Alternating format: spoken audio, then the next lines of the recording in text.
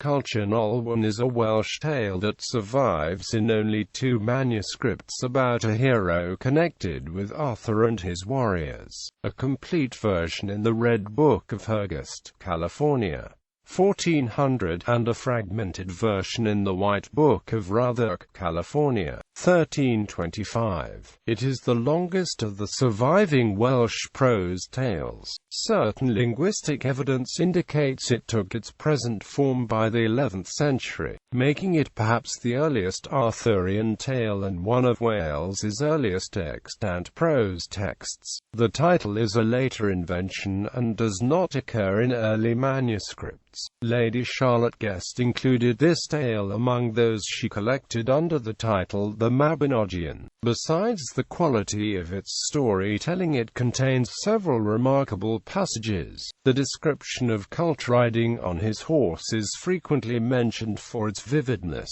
The fight against the terrible Twrch certainly has antecedents in Celtic tradition, and the list of King Arthur's retainers recited by the hero is a rhetorical flourish that preserves snippets of Welsh tradition that otherwise would be lost. Synopsis.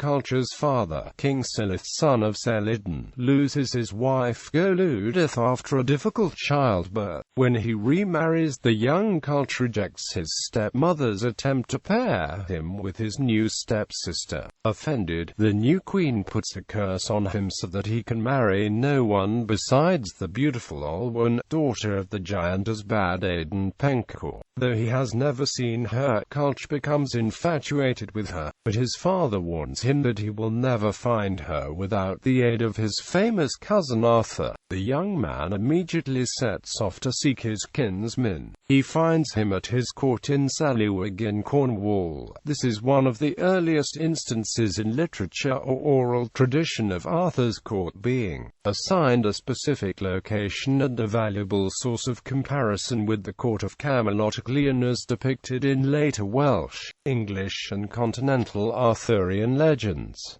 Arthur agrees to help, and sends 6 of his finest warriors to join Culhwch in his search for Olwen. The group meets some relatives of Culhwch's that know Olwen and agree to arrange a meeting. Olwen is receptive to Culhwch's attraction, but she cannot marry him unless her father agrees, and he, unable to survive past his daughter's wedding, will not consent until Culhwch completes a series of about 40 impossible-sounding tasks. Fortunately for Culhwch, the completion of only a few of these tasks is recorded and the giant is killed, leaving Olwen free to marry her lover. The story is on one level a typical folk tale, in which a young hero sets out to wed a giant's daughter, and many of the accompanying motifs reinforce this. However, for most of the narrative the title characters go unmentioned, the story serving as a frame for other events.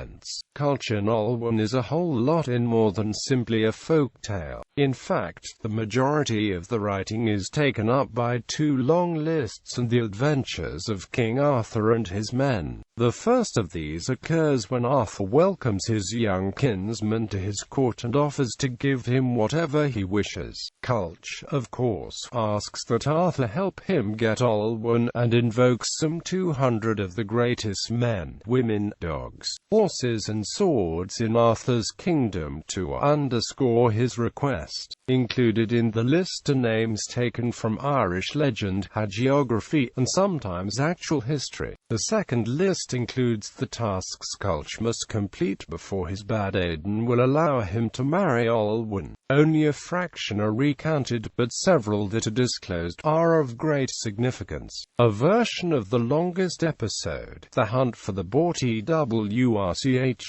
is referenced in Historia Brittonum, and it may also be related to the boy hunt in the Irish stories of Diarmaid a Duhavne. The rescue of Mabon ap Modron from his watery prison has numerous parallels in Celtic legend, and the quest for the cauldron of Dyfnwch the Irishman may well be related to the tales of Bran the Blessed in the second branch of the Mabinogion, and the poem The Spoils of Annwn in the Book of Taliesin, possibly linking it to the Grail quest.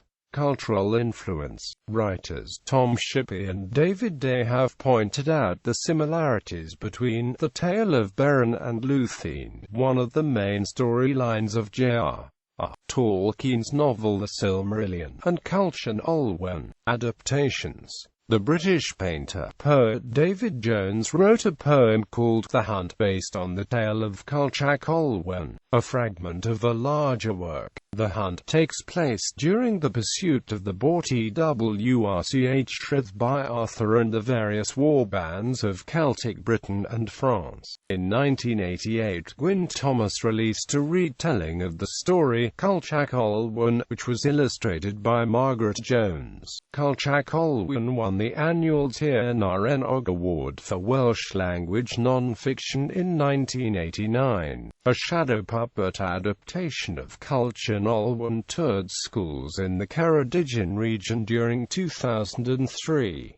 The show was created by Jim Williams and was supported by Theatre Philanthropic. The Tale of Culhwch and Olwen was adapted by Derek Webb in Welsh and English as a dramatic recreation for the reopening of Narberth Castle in Pembrokeshire in 2005. A version of the story was rendered by Heather Dale into a song called Culhwch and Olwen.